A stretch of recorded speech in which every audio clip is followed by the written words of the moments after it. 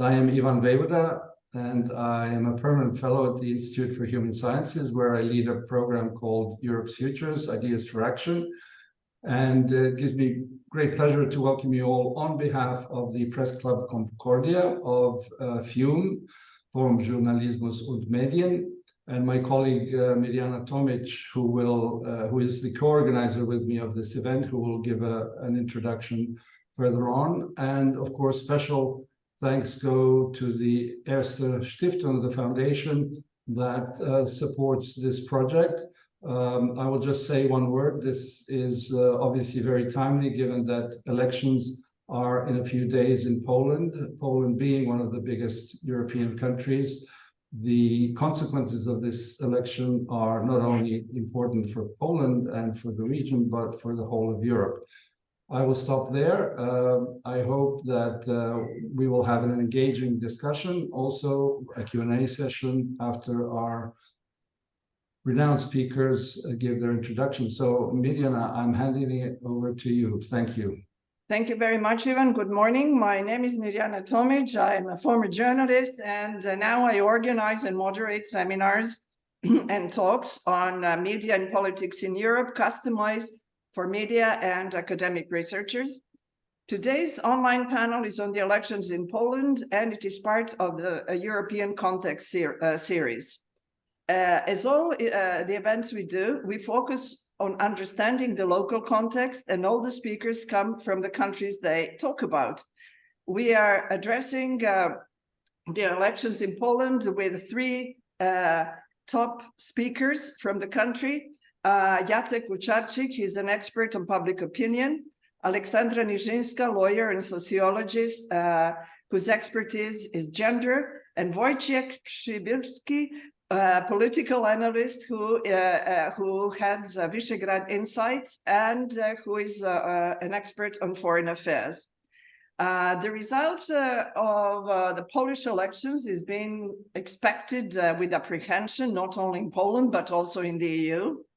The country, its voters and society are divided, and depending on who forms the future government, the policies may be quite different. The format of the panel will be the following. I shall conduct conversations with our speakers, and then we shall open the floor for live questions. We shall start with Jacek Kuisz, who is the president of the Institute of Public Affairs, one of Poland's leading think tanks. He has conducted research as well as authored and edited articles, reports, and policy briefs on European integration, Polish-German relations, democracy, populism, and migration.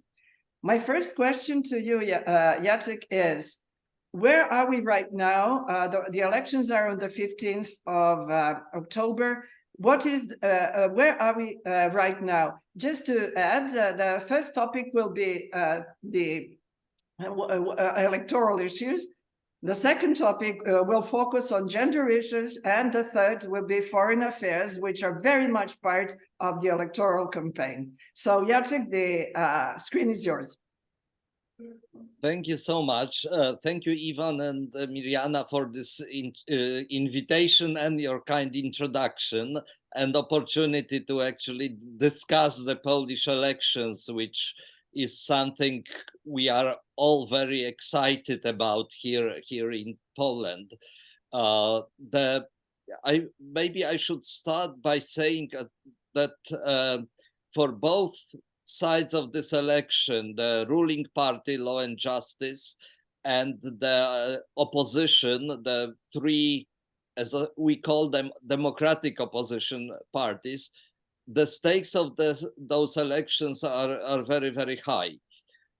If you listen to the narratives, or should I say propaganda of the ruling party, basically these elections are about whether Poland will remain a sovereign independent nation, or whether it will allow the opposition to take over, and then Poland, according to this narrative, will be ruled by foreign interests, mainly German, possibly even Russian interests.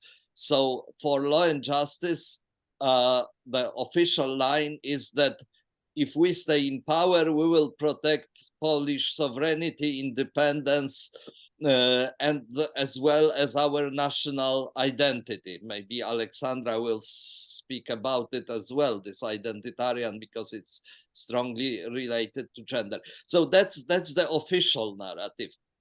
Then on the side of democratic opposition, there is a narrative that these elections are the last chance to save democracy in Poland. Again, according to this narrative, Poland has been backsliding for the last 8 years, since 2015, when Law and Justice first took over. It was backsliding in democratic standards. The institutions were gravely damaged, the key democratic institutions, especially the judiciary system. So that's for the opposition, the elections are the last chance to actually reverse this trend from democracy to authoritarianism. So according to both narratives, the stakes are very high.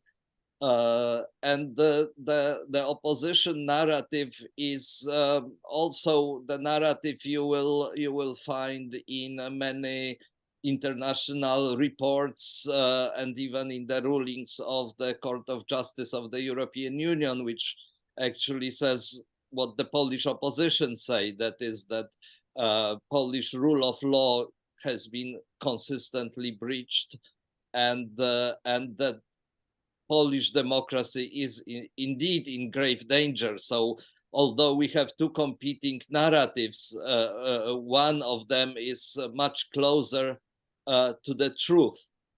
You should also, when you talk about this general state of democracy and elections in Poland, I think the important thing to remember is that these elections will be free but not fair.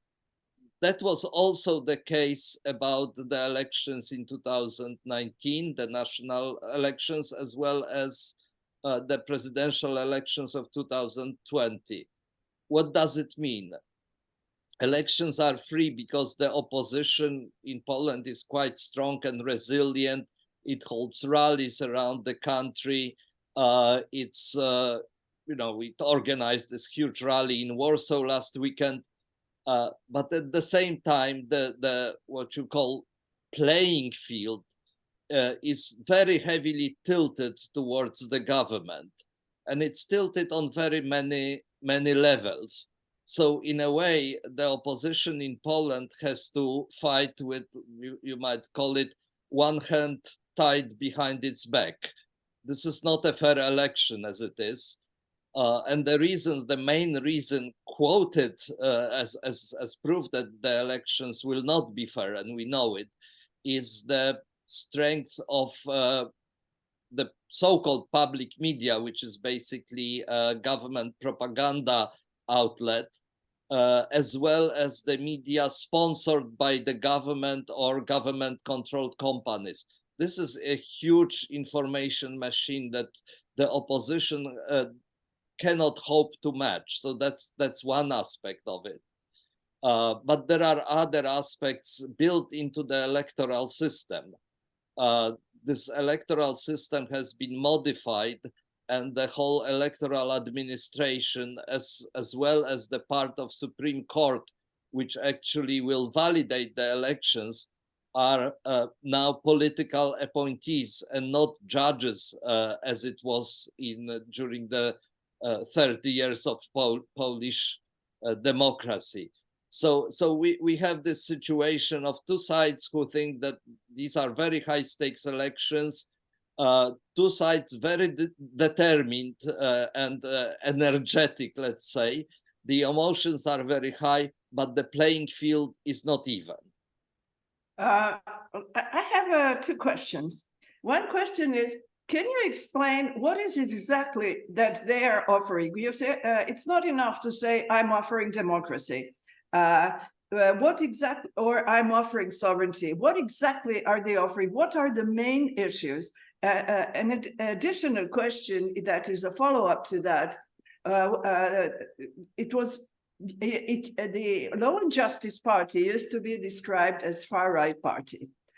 However, a Polish friend once said, referring to a particular magazine, to the right of that, only the wall. But then we have Konfederacja, which is further right in comparison to Law and Justice. So where is that wall? Or it is sort of a movable wall. And what is it that makes Konfederacja further to the right in comparison to law? Can you just give us this overview? What is at stake? What are the concrete things that are on the offer?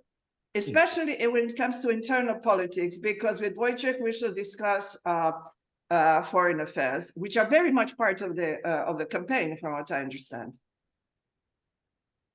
What's at stake is well, let me start maybe with Konfederacja, because it's another player who became important, even though they've been around for a very long time, and in 2019 they for the first time crossed the electoral threshold. So you are right that Law and Justice has always had this policy that there shouldn't be a competition on the right-hand side of the political spectrum.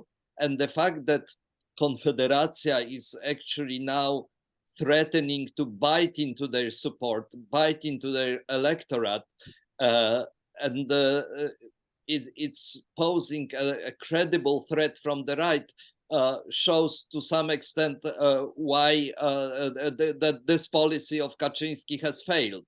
So he has competition both in the political center, so the three democratic parties, and far-right Konfederacja on the right.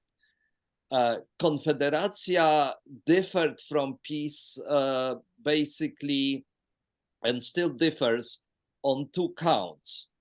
One is that it was often described as pro-Russian and Ukrainian, and anti-Ukrainian, and there were good reasons to think about them that way, especially the older generation of Konfederacja activists.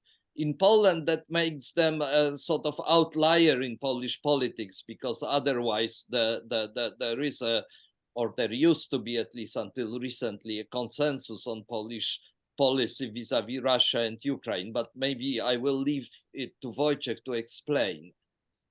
The second way where there is a strong difference between Law and Justice Party and Konfederacja concerns the question you asked about what parties offer. Konfederacja has been a very consistent and strong critic of PiS social policy, the policy of spending a large part of budget on different benefits, mainly cash handouts to certain social groups. And this policy basically was initiated in 2015 with the introduction of the famous 500 plus program of child benefits. The timing then, by the way, was the policy was introduced almost overnight when Law and Justice took constitutional tribunal. So Law and Justice consistently used these types of programs or handouts, as critics call them, in order to pacify public resistance against their anti-democratic policies. And they have been very consistent with introducing these programs, usually around election times. Another big item of spending, of the social spending, are additional pensions for the pensioners, for people who are retired. There was, for a long time, the opposition didn't really dare to criticize these programs, knowing that they are one thing that makes Law and Justice, excuse me, so popular. Confederacja was again an outlier because they said that the money goes to people who are not productive, not contributing to national growth, and they criticized this from a sort of what I would call extremely libertarian perspective. So abolish social spending and lower the taxes. I mean, they basically like looking at American right in this direction. So this is where they've been quite effective, because this policy of social payouts was initially very popular, but now research shows that it starts to be divisive, socially divisive, at the time of the cost of living crisis. So Confederacja managed to tap into this this feeling first, and initially benefited from this criticism. Now, the social spending, the very high social spending from Law and Justice Party is sometimes described as building or propping up welfare state.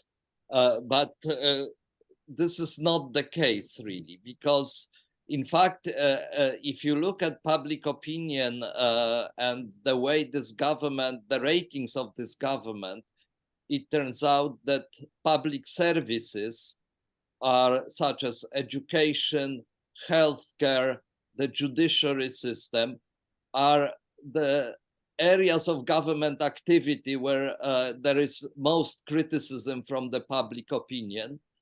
And the criticism is fully justified. You can show on objective data, for example, such as waiting time to see a doctor or to have a surgery. It has increased quite enormously over the last years.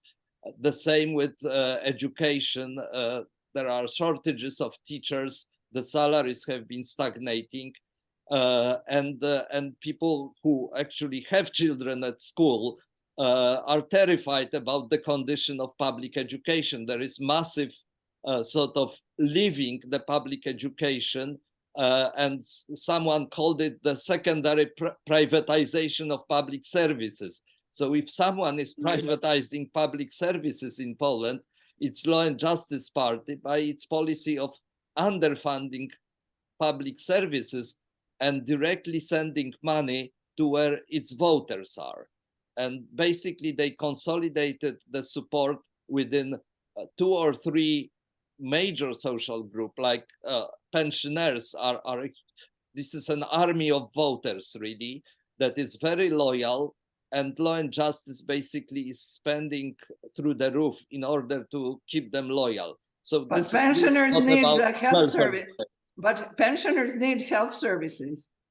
Yeah, and they are concerned about health services, but they appreciate the fact that time and again, usually just before the elections, they receive an extra payment, which is called like 13th pension, 14th pension. I think there was once even 15th pension that would be paid out just before the elections to keep reminding the pensioners who is their friend in the government. And some pensioners basically come to the conclusion that public services, healthcare service is not easy to repair, but at least the government is giving them some cash and they would be worse off under the opposition. So it's one of the ways of to keeping them loyal. Yes, but there is a widespread discontent with the state of healthcare service.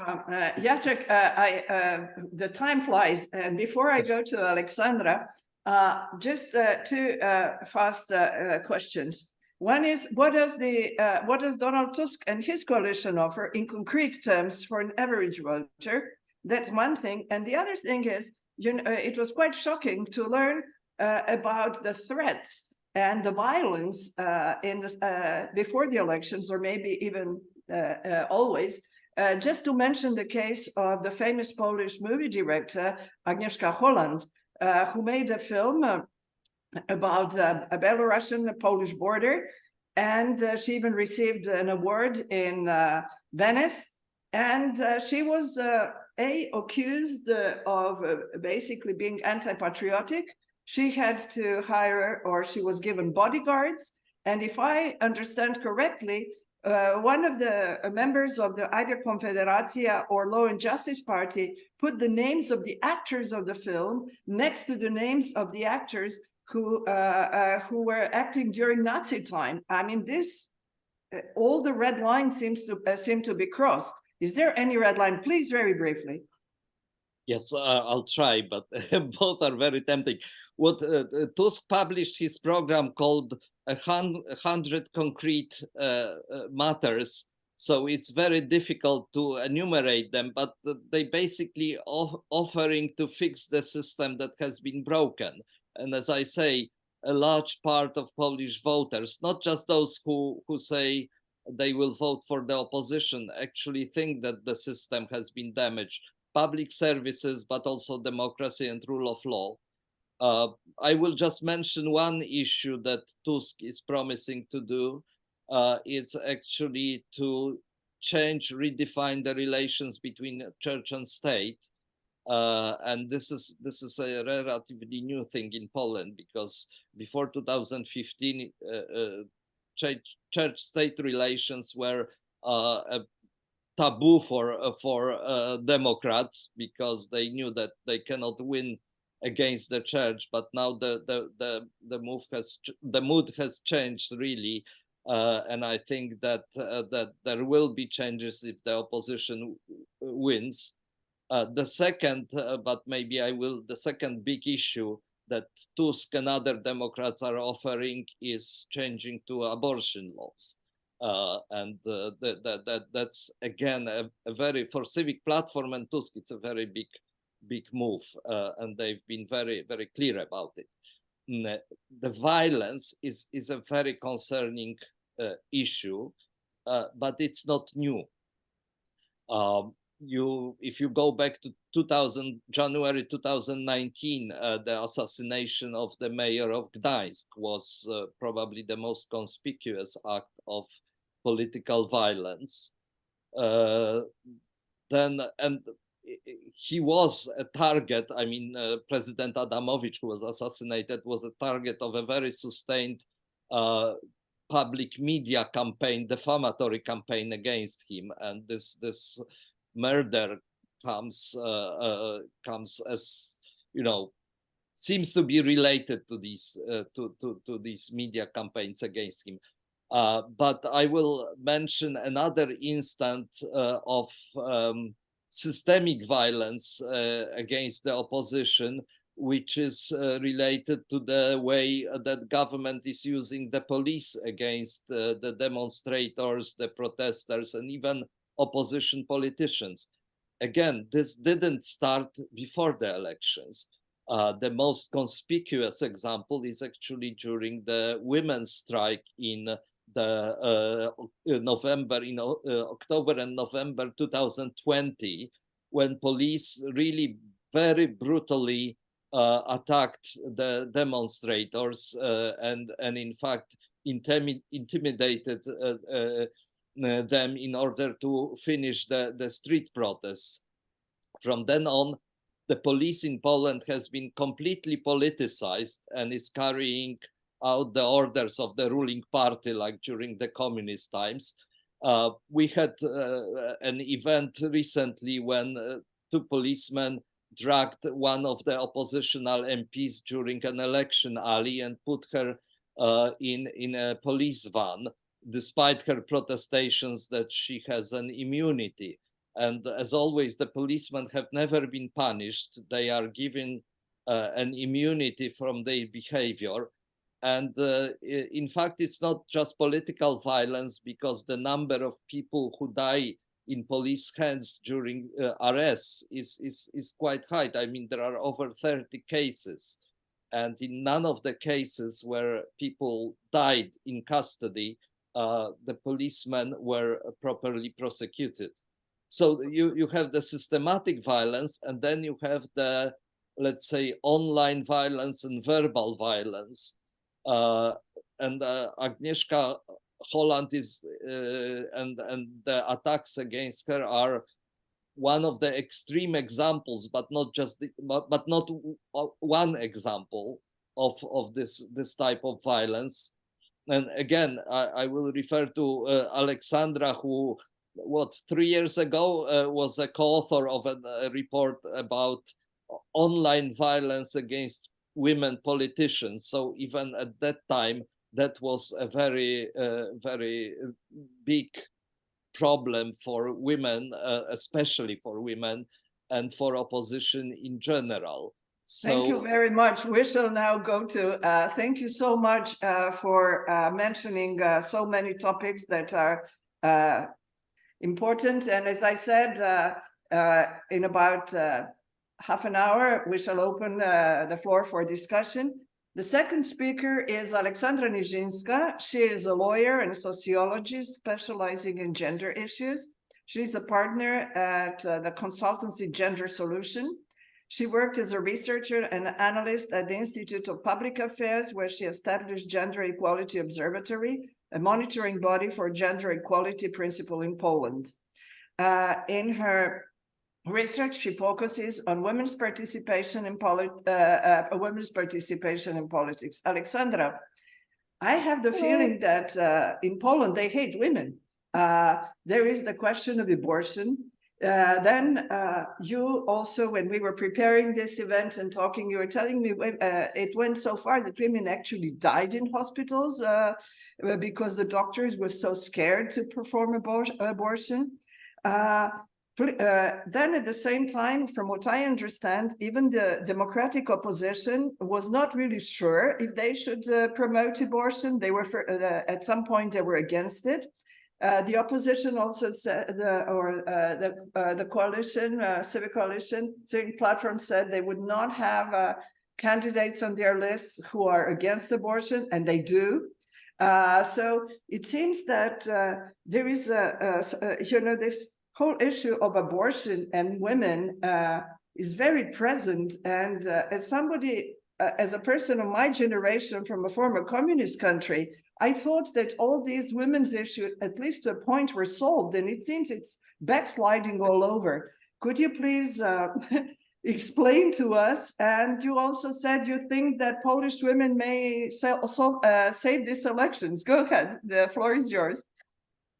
Okay, so maybe just to set the scene and give a bit of an overview on this topic that was raised already a few times, which is abortion in Poland, a very big one. I will share with you a few slides that I prepared, and just to show you what is the current situation. So if we look at the access to abortion, according to the European Parliament Forum for Sexual and Reproductive Rights, you can see a black-red spot in the middle of Europe, which is Poland.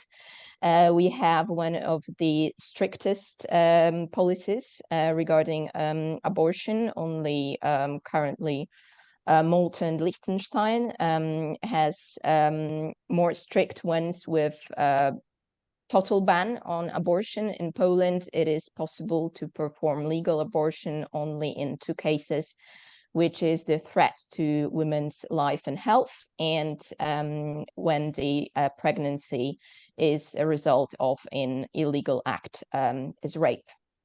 And the whole discussion, and what also Jacek was referring to, the so-called women's strikes and black protests, they started back in 2016 when to Polish Sejm a law that was aimed at introducing full ban abortion was presented. And at that time, because the draft of the law also included a punity for women that is deciding to terminate the pregnancy, there was a massive protest against it. You can see all those black umbrellas, which were the sign or the logo, I would say, of those protests. And at that time, we were still not believing that they will be able to to do what they did back into 2020. And on the right-hand side, you can see a very different protest, much more energetic, with much more fury and anger, because that was the time when the Constitutional Tribunal made a judgment where the third reason to perform a legal abortion, which was the malformation of the fetus, was declared as unconstitutional. And this reason was the reason for 90% of legal abortions to be performed. So this is why right now women in Poland are not actually having a right to legal abortion, I would say.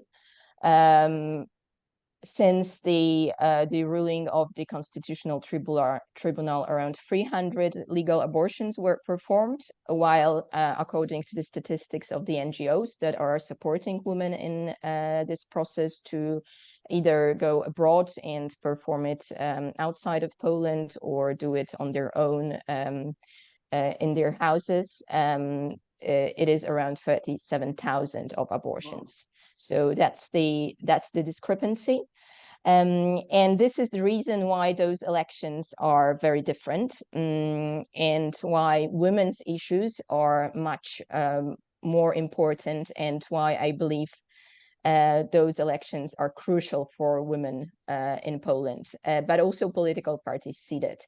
I'm showing you now the presence of women on the Polish political scene since 2007, because this is actually an interesting statistics where you can see how the introduction of gender quotas to the electoral law has changed the situation of women. In green, you can see the time when there were no measures supporting women in the politics, and neither political parties nor legal rules were in place to support women's participation in politics. In 2011, Gender Quota Act was adopted. Then the new electoral code also included 35% of gender quotas, and this requirement is also stressed with the rule that the electoral list cannot be registered if it does not fulfill this requirement. And there was, of course, a big discussion on where we'll find those women that will be on the lists, but apparently they were there.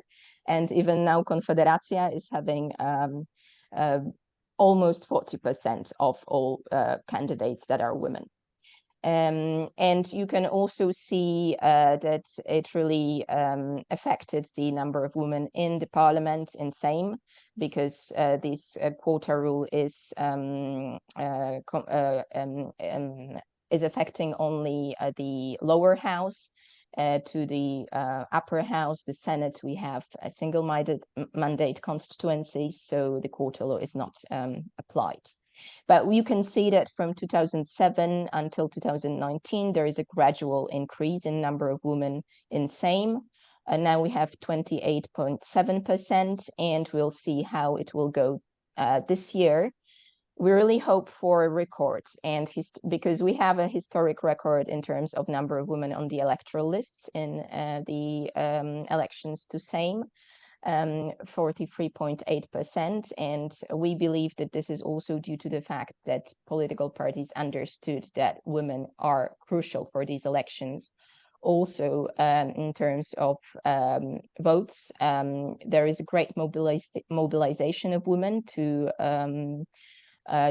vote, and there is that's my reflection on that and my interpretation, but there is a big, idea that women will save us and they will make our lives better, and all will vote for the democratic opposition. However, we can see that there were also recent very interesting research done by Fundacja Batorego on how women might be voting. They did both quantitative and qualitative studies with women that are in relations with partners who are voting for Konfederacja or peace. And apparently they are independent in their thinking, and they are also hesitating and not necessarily voting exactly as their partners do, but they're also very pragmatic.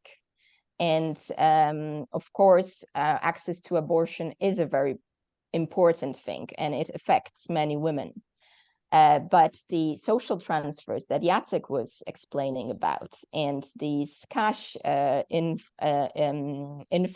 that is coming to their pockets, and it will be even higher from January 2024, because it will be 800 per each child.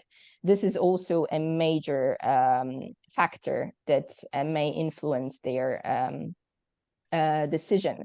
And it is not because they love peace, but it is more because they need to make pragmatic decisions. And in a country which since 1989 was, boasting about how important it is to be independent from the state and to have all private companies and private services, they are much more trusting themselves in terms of having money to pay for a private doctor or to pay for a private education, rather than understanding that it's important to build strong public healthcare system and public education system.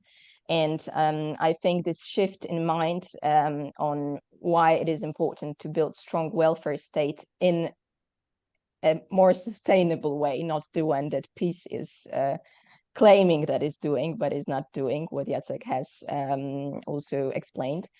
It will take a very long time, but it is possible, as we can see how the how differently now we're thinking about church-state relations, which back in 2013 and 14 was unimaginable.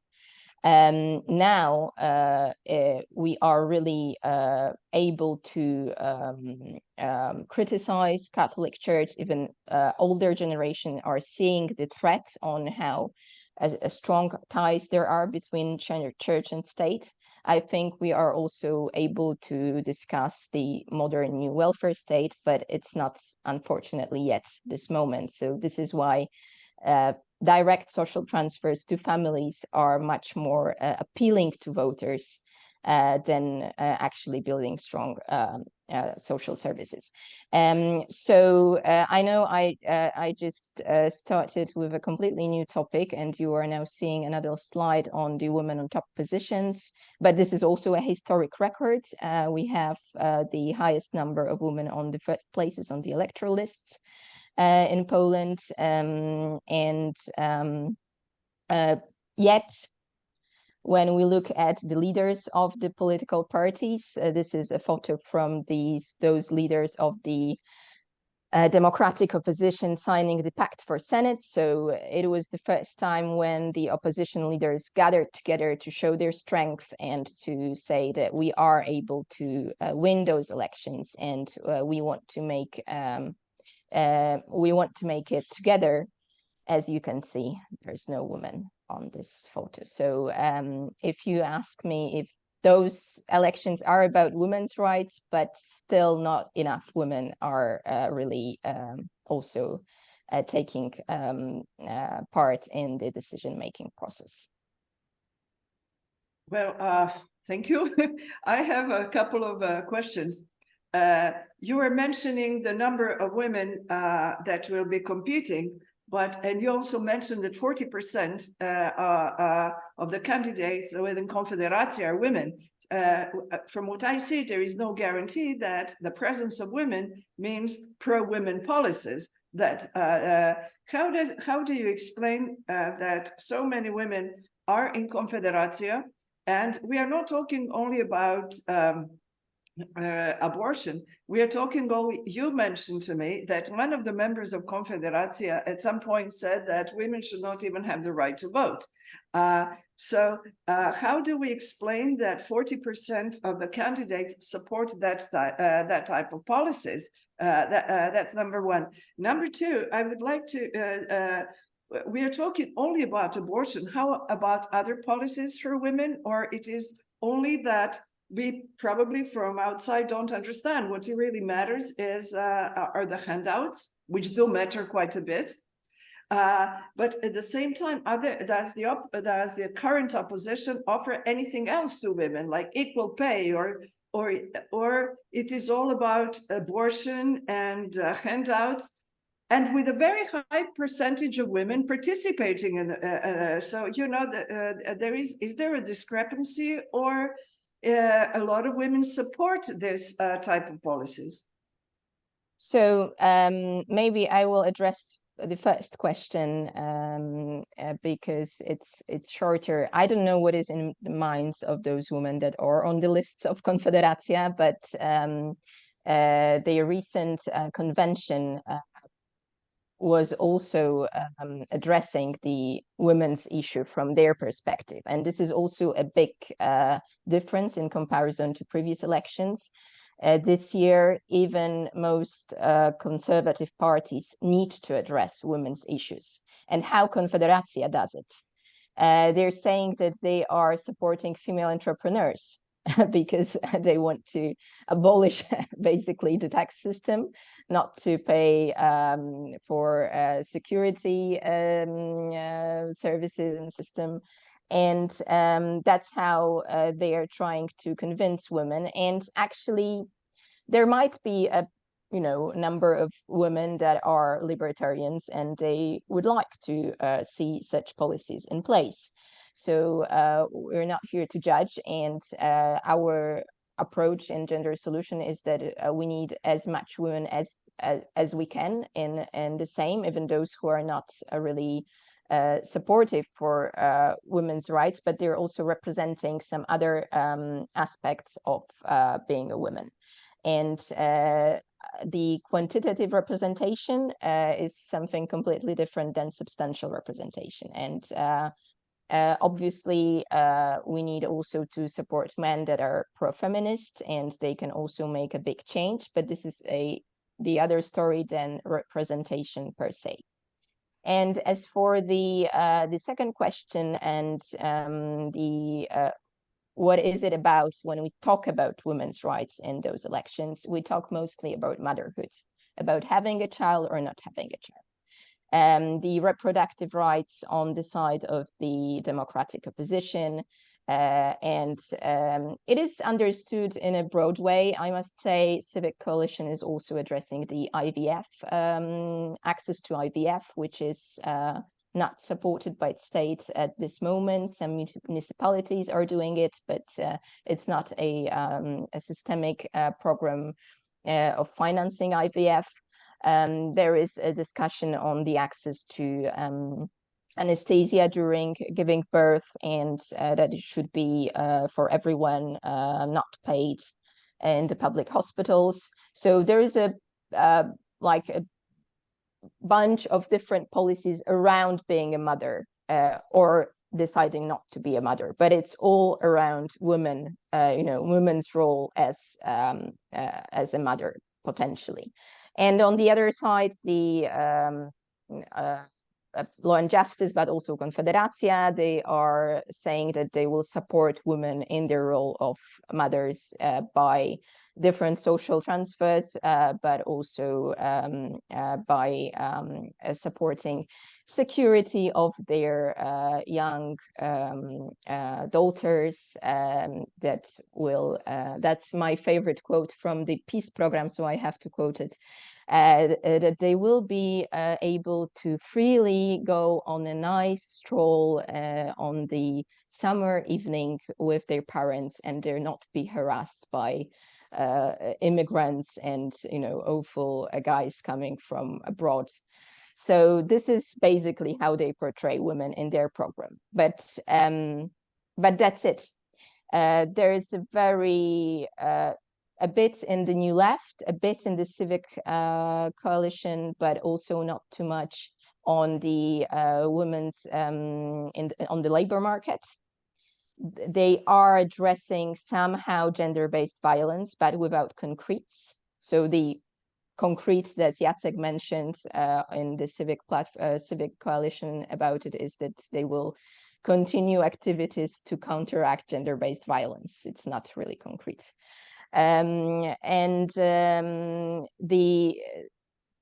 That's the problem I see now, and this is a problem of the feminist movement in Poland in general, that we had to put all our attention and all our efforts to counteract the current anti-abortion law. And therefore many other aspects were left behind. And I hope that after the elections, we will be able to move forward with them as well, but we'll see what will be the result. Wow. The last question to you, that is sort of a connection to Wojciech. Well, over 1 million Ukrainian refugees came to Poland. And at one point during the war, this still goes on, there were a lot of reports about rape. And I assumed that some of these raped women came to Poland.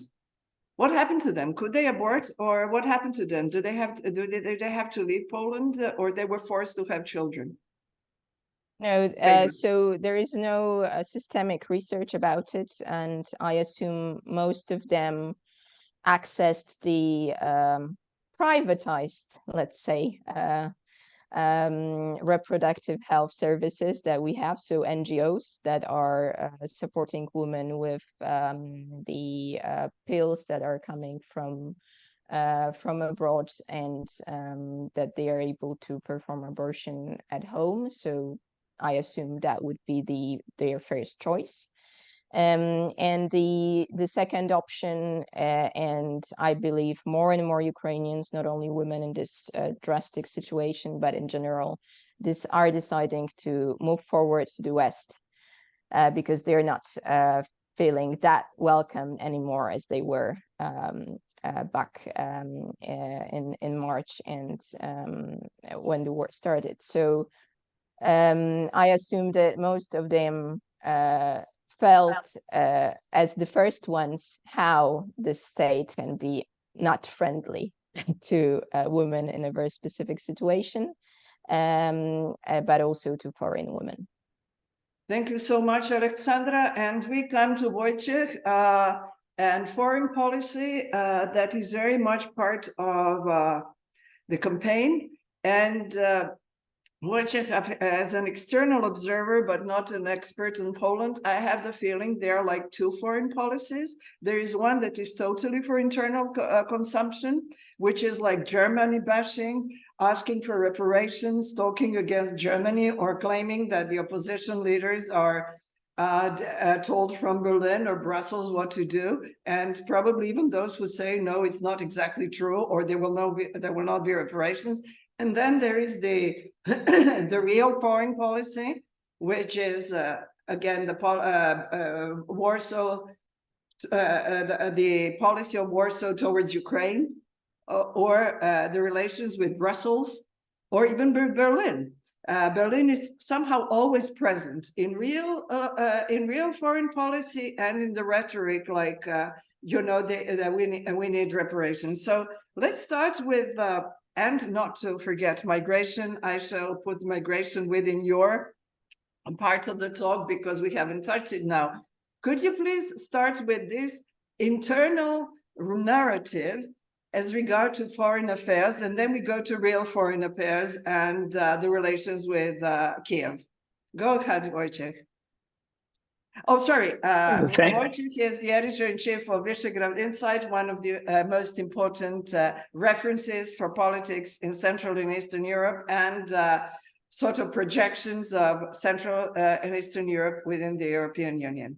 And my colleague posts all the links to full CVs of our speakers. Thank you very much, Mariana, and to Ivan also for hosting me.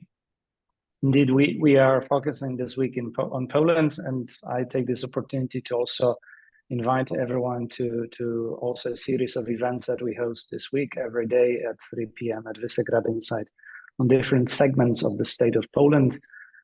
But answering to your question immediately on this division between the narratives on foreign policy and the foreign policy of Poland, I will not necessarily maybe go directly into the heart of it, because first I will say that PIS, the current government, has, for most of the established direction in Polish foreign policy, abandoned the key directions.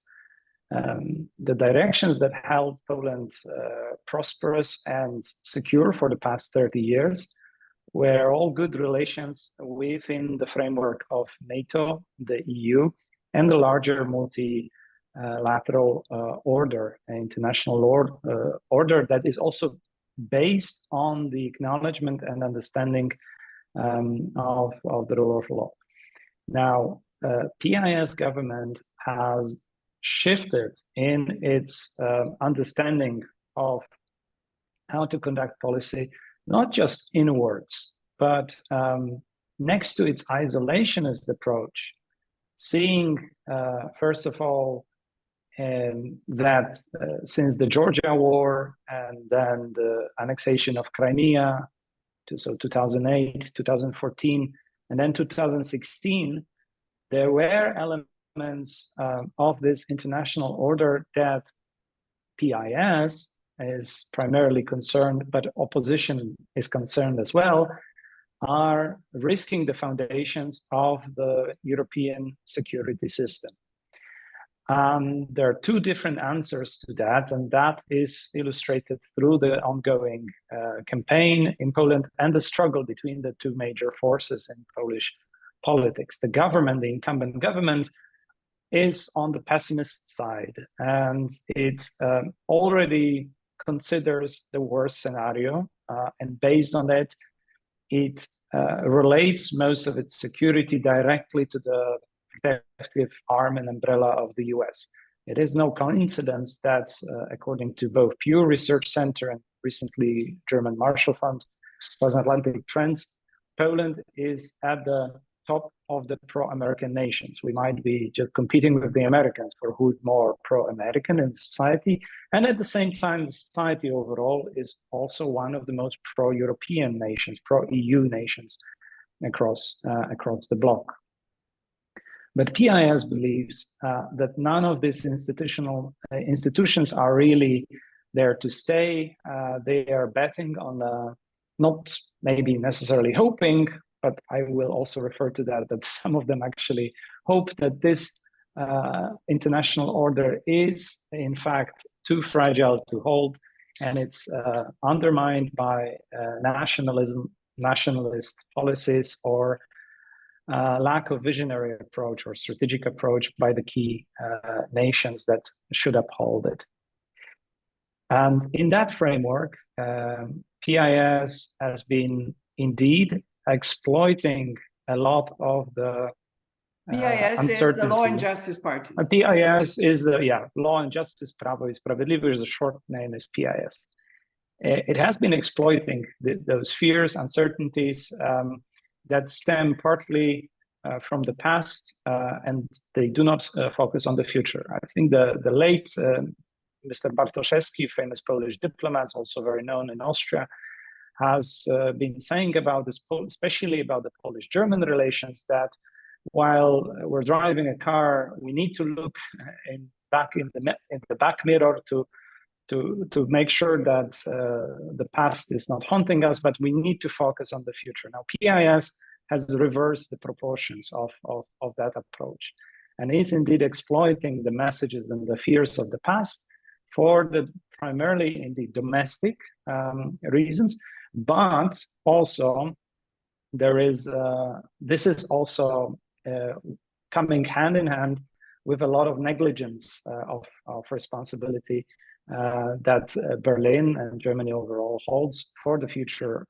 of Europe. So there is some grounds for PIS to build this isolationist but also hostile position over Germany. I would say that, and I would like to stress that the current government has built their foreign policy elements on very chaotic grounds. I once called it, in comparison to Viktor Orban, it is chaotic hypocrisy. There's nothing solid. It's not a consistent narrative or consistent strategy in foreign policy. It rests upon some premises that seem to be well justified, but if you think through, if you follow through the consequences and the long-term results, these are disastrous. This pessimism that I mentioned of the PIS holds as a premise that the US will always come in support of Central Eastern Europe. It also hopes that Poland will, in its response specifically to the crisis in the Eastern Europe, and that's from also before the war, will build Poland's credibility, which indeed it has for the time being, in the eyes of our most important ally, the US and UK to some extent. Now, in that is at the expense of altogether trying anything constructing within the European Union. In essence, PIS is trying to demolish and deconstruct the European Union. This is let's say in this security terms, something that they are doing in order to demonstrate the other's hypocrisy, but in effect, of course, it undermines our own system of security when it comes to different checks and balances within the EU. May I just ask you a question? Just going, sorry for interrupting you. Going back on what you were talking about, Warsaw really looking at Washington mostly rather than Brussels. From what I understand, when the President Biden visited Poland, it was a moment several months ago. It was a moment where Poland, due to its policy towards Ukraine and its support of Ukraine during the war, the current war, Poland felt like, at least some of the Polish colleagues said, moral superiority. Now we have this moral superiority in Europe. We told you so, what Russia is all about. But in the meantime, before the elections, things started changing with grain. We don't want the Ukrainian grain because it can hurt our farmers. So how does this play? Where does Poland stand right now? And what is the real attitude towards Ukraine? Is it that we hate Russia so much, so we support Poland, or we really support Poland? And how do the refugees, Ukrainian refugees in Poland, could you just be more specific and explain, is this change, or it is only a change during the elections, and after the elections we shall change again? And how can Kiev trust Warsaw with this type of changes, or the rest of Europe for that matter? Right, and I'll guess I have very little time to explain that. But be specific. And I'll try to be specific. Now, Poland is likely to experience a hung government, a hung parliament, or maybe a change of power, and that will bring that would bring me to further elaboration of a potential new direction for Poland in this complex security. I do not believe, I do not hold the expected that the expected result will keep PIS in power.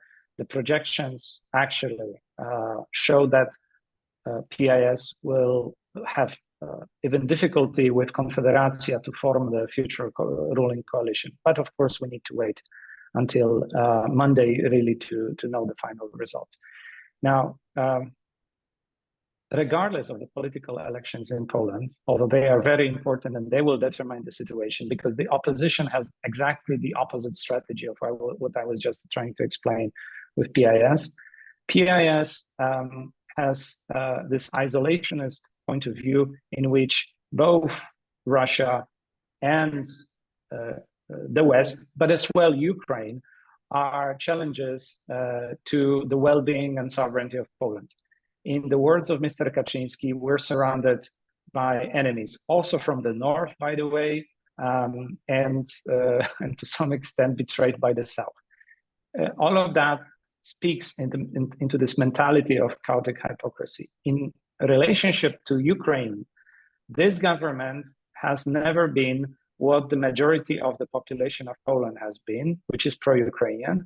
It has catered primarily to the small group of nationalists or conspiracy theorists who are there and who wish to undermine the Polish-Ukrainian relations, much inspired by Russian disinformation based on historic experiences and the difficult politics of memory.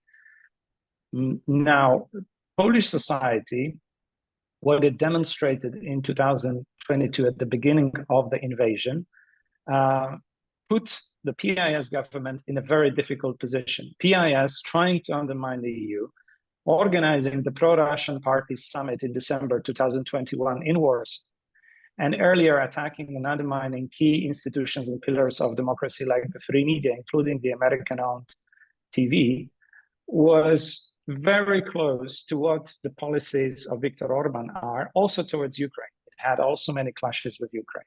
However, it would not be possible for the PIS to go that far, also because of the intensity of that relation that started long before. Of course, we're not talking just about the ages, but we're talking about 5 consecutive years before the war, when Ukrainians were coming to Poland in large numbers, largely because of economic reasons. There was economic migration.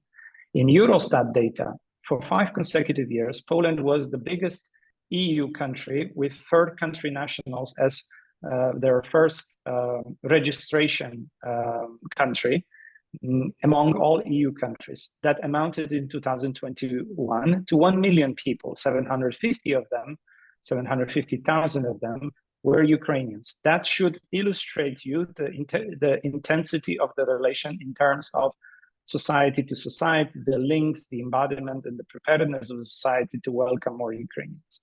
Now, of course, the big numbers went through. The society did not allow the government to hold closer to Viktor Orban. Actually, Viktor Orban contributed to the split when he advocated for the Russian side. And PIS basically had to turn around and move with the general social mood, which still holds within PIS electorate and within the civic platform electorate. It's about 60 to 70% of full support for Ukrainians remaining in Poland, and Polish state being helpful to Ukrainians in the country. However, the undecided voters, which account for, depending on the vote, of about 10-15%, they display a high degree or much higher degree of outright hostility or not liking, let's say, towards Ukrainian refugees and Ukrainians receiving aid in Poland, with about 60% of the vote. That's data from the summer. And this is the critical mass for which PIS is trying to compete with Confederacja, therefore aggravating the situation and counting that the core electorate will not pay attention. Of course it does. Also last very fast question, because I see the time is running very fast. Poland is militarizing extremely fast, and it will apparently have the 3rd largest army in Europe. What would be the consequences for its foreign policy and for the country? Just really briefly, and please prepare your questions, and you're welcome to turn on your camera and ask them live. It very much, again, depends on what government are we talking about. General spending on the military is now at about 15 billion euro per year. It is projected to increase to about 22 billion euro per year in the next 3 years. And half of this amount will be through borrowing funds. It will be funded by debt at the expense of many potentially social programs, public policy, and so on. It very much depends how the next government will want to deal with this. And at the same time, Poland is, with bipartisan support, increasing its army of today's 170,000 to about 300,000 personnel in the future. And the present day challenges overall in our neighborhood and wider in wider neighborhood of Europe only demonstrate that this direction overall will hold, bringing and elevating Polish position overall, including our quite vibrant economy so far and the exports rising to Ukraine. It will only put Poland as a logistical hub and the security hub for Europe, at least also because given the seriousness not just of Ukraine situation, but also a potential takeover of Belarus by Russia, and already a long border with Russia in the Kaliningrad region. So in effect, the shape of European security and European Union security overall, but the Western security as well, will very much depend on a Polish relationship with the West, of course, but overall also the ability and capacity of Poland to react to different crises in a consistent way, which will require all this spending and will elevate Polish position one way or another. Now, depending on which party wins the upcoming elections, it will be whether these parties will be able to politically capitalize on this or they will simply spend or even make this capital futile and will never make anything out of it. So maybe this is a moment to put a dot and wait for questions. Yes, exactly. I invite the audience to ask questions. You can turn on your camera and ask a question, and if not, I will ask questions. But I don't see any hands. Yes, Georg Rauschenberg, please introduce yourself. Turn on your camera. Hello. Yeah, I should be here. Yes. Yes. Thank you very much indeed for the highly interesting presentations. And I have a short question because concerning the neighborhood, especially President Putin, if I remember well, he once said that Eastern Poland was a gift to Poland after the Second World War. In that way, sort of threatening Poland directly. How was the reaction, and is that of importance now in the politics? I'm from Institute of the Danube region in Central Europe, information system. Thank you. Who would like to reply? Jacek, sorry. Jacek? Yeah, basically, as I think Wojtek already remarked, in Poland there is a consensus that Russia is a threat to Polish society, a consensus which unites the oppositional supporters and those who support the current government. We have been regularly asked the question whether Russia is a military or political or economic threat to Poland for many years.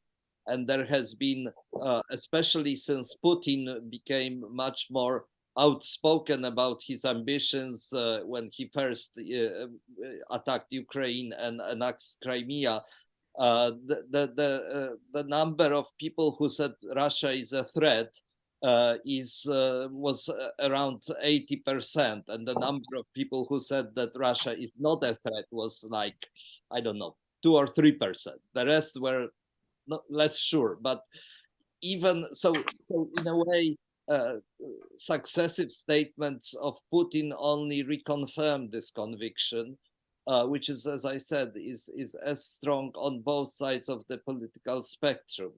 But especially for the opposition, it's obvious that the implication of being threatened by Russia is that we should do all we can to support Ukraine in their struggle against Russia. And that was also the understanding of the supporters of Law and Justice. But this U-turn on Ukraine that the government, the Polish government performed is from that point of view so stunning, because it's really a reverse of long embedded thinking in Polish politics that Ukraine is a guarantee of Poland's security. So that's why sacrificing this to domestic and electoral considerations. And I agree with Wojtek. This is this government showing its true face of xenophobic and isolationistic party. But it's still stunning that they would do something like this just to gain possibly gain some couple of percentage points in the elections.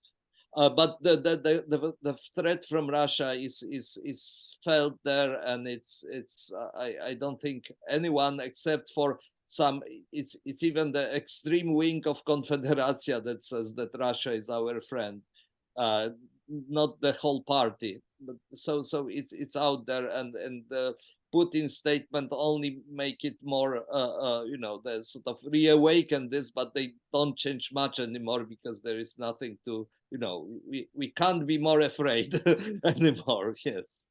Thank you very much.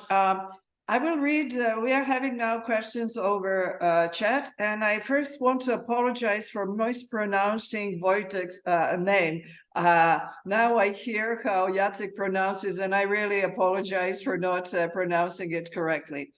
So the question is from Laura Kostan from German ARD, and the question is, which role will the Polish voters living abroad play?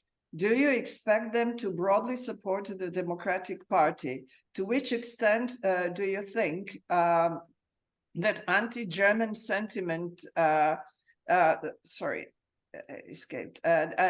anti-German sentiment in the run-up to the elections will impact Poland-German relations? This is for Wojtek. I'll read a couple, one more. Lachodinsky, I know he works for the Austrian news agency APA. The question is to all of you.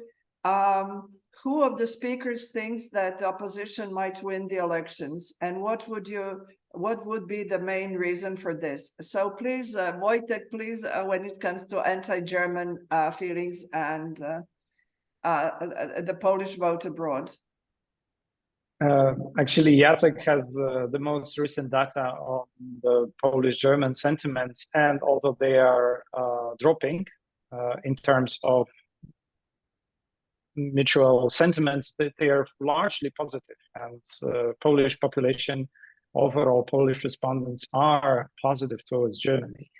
And yet on the policy level, both in terms of the government and the opposition, there are question marks. Okay, and on the side of the PIS government, there are less of a question marks. There is German bashing, crystal clear, and the strategy is to do it to the liking of the most radical American anti-German pundits and policy advisors in the US, simply to play on this anti-German sentiments in order to portray themselves in Poland as the key players for the US partners.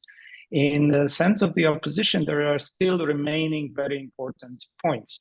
It is about German credibility that has not been yet demonstrated in meaningful response to the ongoing subsequent European crisis. Basically, since 2011 and the famous speech by Mr. Sikorski, then foreign minister of Poland in Berlin, we have been in Poland advocating for Germany, Zeitenwende, but earlier, much earlier than it was announced. And even after it was announced, we still are waiting for a full commitment of Germany to the to this direction, which has been applauded and welcomed in Poland. So you see, there are degrees of shade in that, in which you definitely see PIS is exploiting certain delicate issues or challenges overall, but these challenges remain and will remain to be solved, and I believe they will be solved with this experience that we have in the future by both parties. That include energy policy, the lack of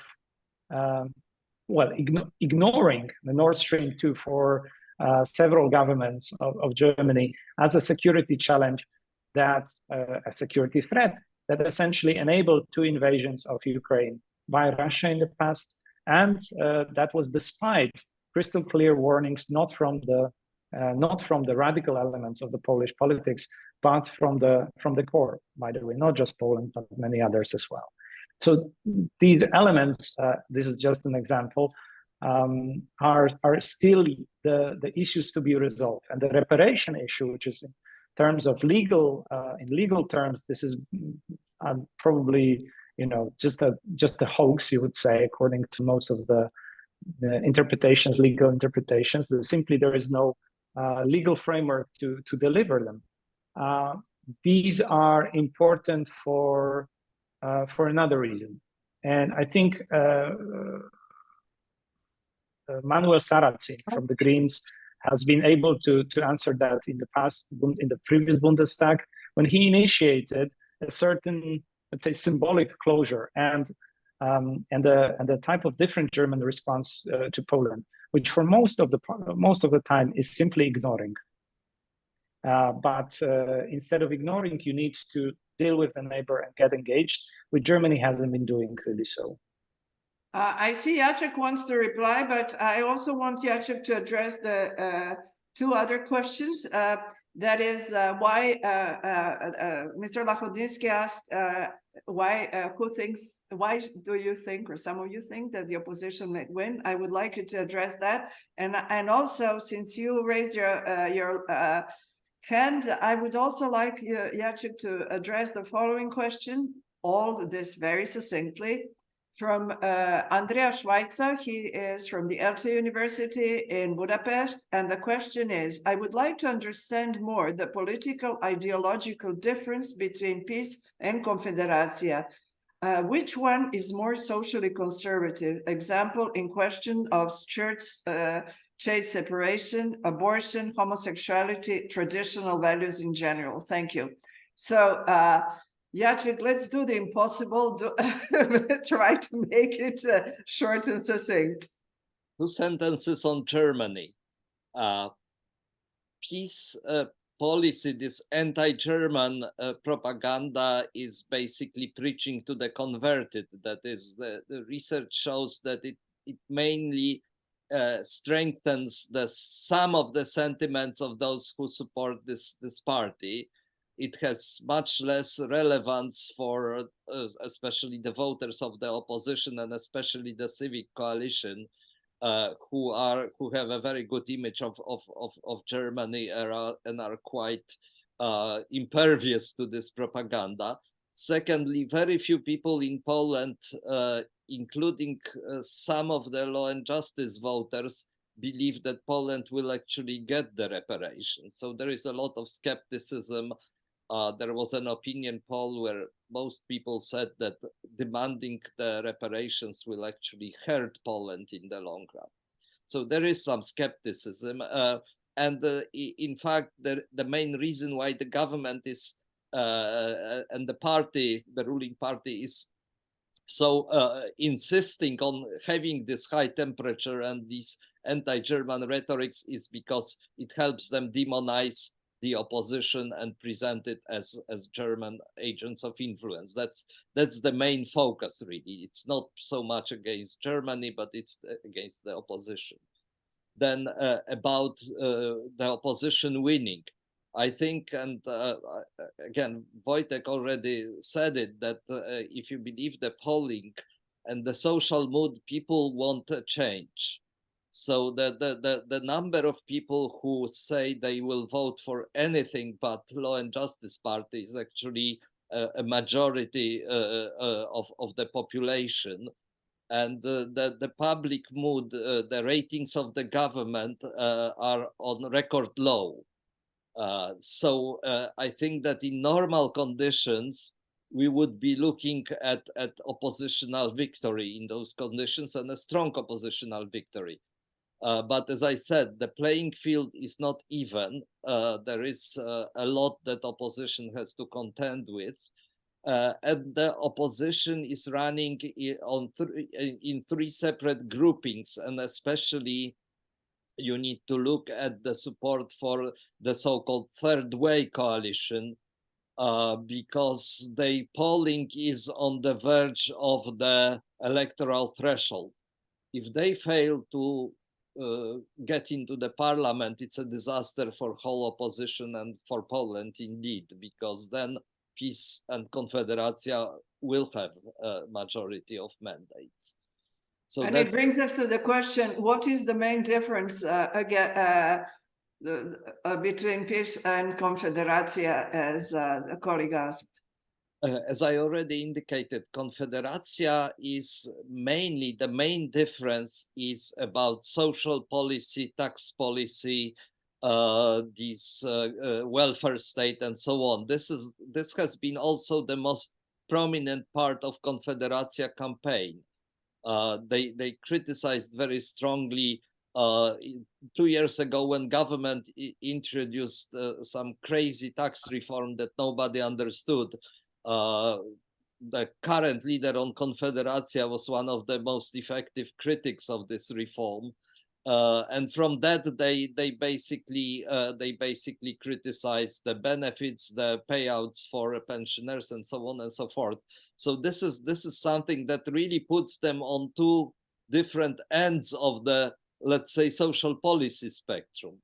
But when it comes to their attitudes towards women, abortion, homosexual, it's basically the same. Probably a bit more extreme than PiS, maybe. How can you be more extreme? Excuse me. Yeah, that's the question. So it's like even calling them far right is a bit of tricky in Polish context, because in fact, if you look at their voters, some of them on these issues like the church and the traditional family, some of the Konfederacja voters are actually more liberal than PiS voters. So it's a tricky bit.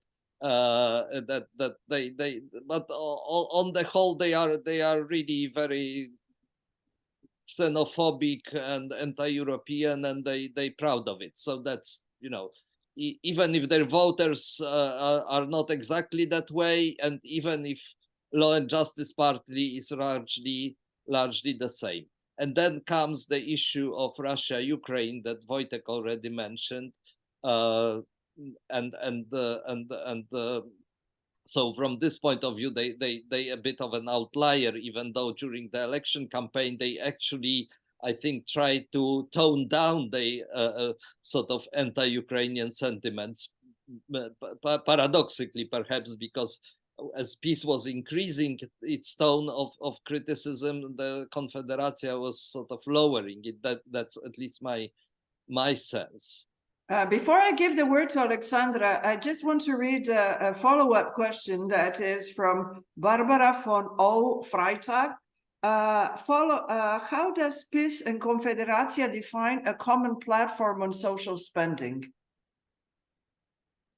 I can't imagine it. I think if there will be a coalition, it will be on purely pragmatic grounds, because people from Konfederacja, they've never been in government, and I think they will be strongly tempted to make any compromises. And of course, Kaczyński is also someone who will make an ideological U-turn if it means staying in power and staying out of jail. So that's if there is a coalition, it will be not on ideological grounds or programmatic grounds, but on completely, you know, the need to continue to be in power.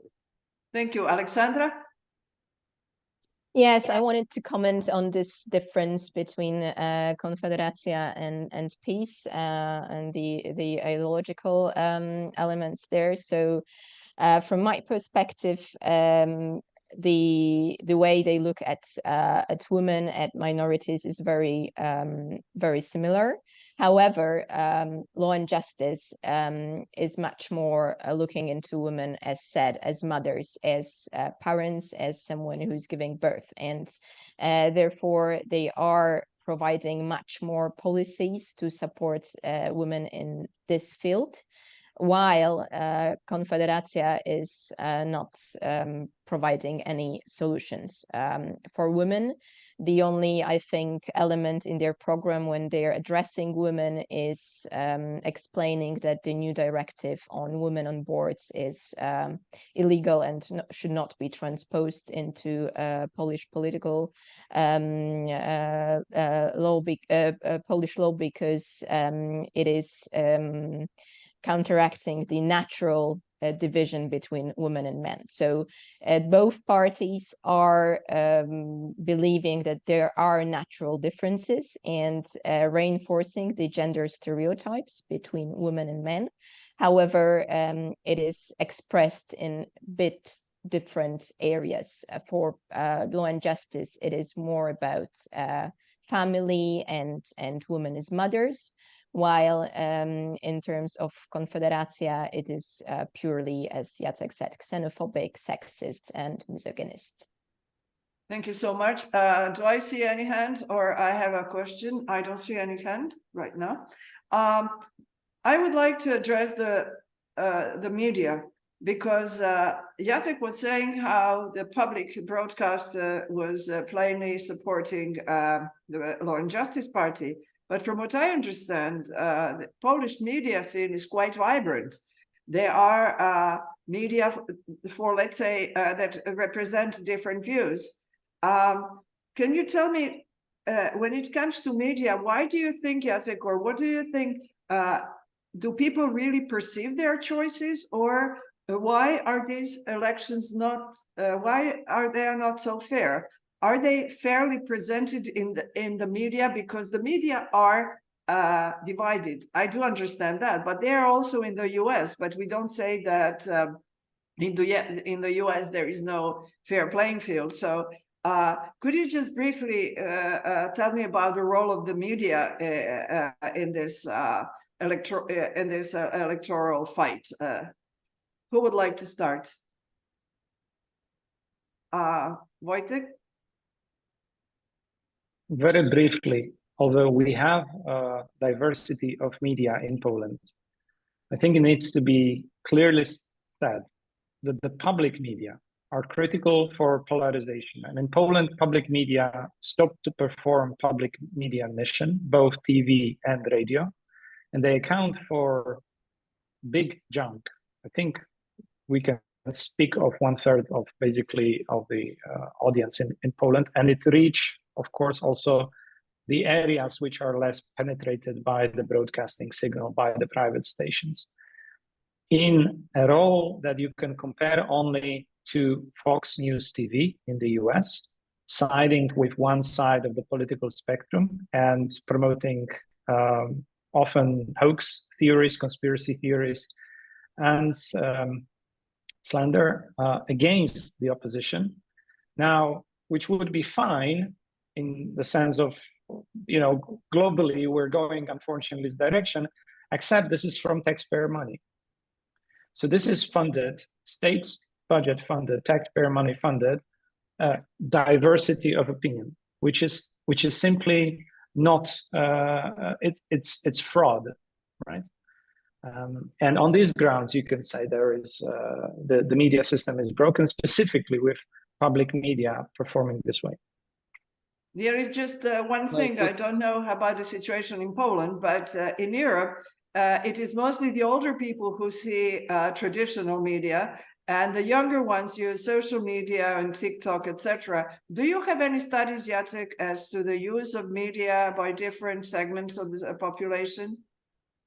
I mean, it's the same in Poland, as you mentioned, that is the younger cohorts are less trusting of the so-called traditional media or established media, and they tend to look to social media for information. It's the same.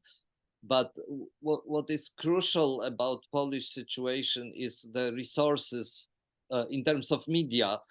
Is the resources available to both sides, and here there is complete unbalance, because The government has increased the funding for the so-called public media over the last years, and they basically have advantage on the resources that is unmatched by independent media. I mean, we have one really independent television station, the TVN, that the government tried to nationalize twice, and only the resistance and criticism from the US, this is an American-owned station, protected it from takeover. But even as it is, the outreach is, I mean, they function as a regular commercial company, if you mean.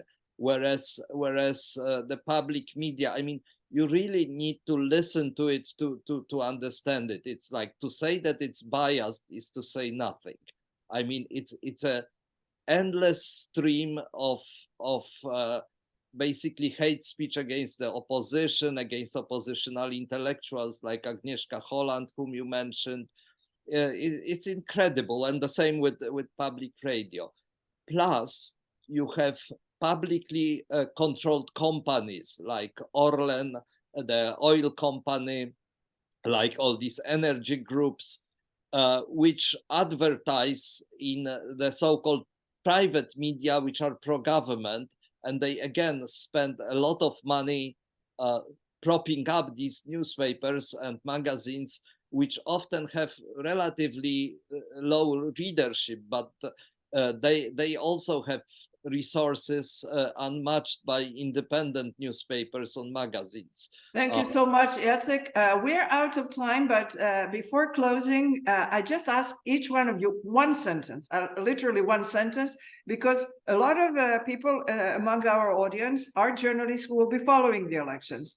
One sentence, Alexandra, if you were to give an advice to somebody who is going to follow the elections and media, what should they pay attention to? Foreigners, of course. Go ahead, and then just one sentence, each of you. So definitely to young voters and women voters to see if this indeed will make a difference and increase chances of the democratic opposition to win. Thank you so much, Wojtek. Could you again repeat the question? The question is, quite a few of the people who are in the Zoom and will be seeing our video when we distribute it will be following in the media the elections, and meaning they will write about it or contribute with their opinions. Can you just give one sentence like what they should especially pay attention to from the Polish perspective, of course? Wow. Okay. So first of all, pay attention to the final result. I mean, this is okay. Yes. Okay. Well, yes. Okay. Thank you. And you, Jacek, what would you say? Well, I would say pay attention to what happens immediately after the elections, because, as I said, the electoral system is now managed by the ruling party to a large extent, and even if the opposition wins, there might be big issues in and obstacles to peace leaving the office and the opposition forming a government from the public and election administration. So the story will continue after the elections. This fight for Polish democracy will not be over with announcement of the results. Thank you so much. This is the perfect finishing line for the new beginning. Let's put it this way. I want to thank, I'm speaking in the order that I see on my screen, to Jacek, Wojtek, Alexandra for your contribution. I hope that we have given the context of the pre-electoral period, and I wish everyone all the best and may the democracy win in Poland. and it is very important for Europe and for Poland as well. I thank you all, and I hope we have contributed to all of you who will be analyzing the elections. Thank you very much. Thank you. It was a pleasure. Thank you. It was a pleasure. Thanks. Thank you. Thank you.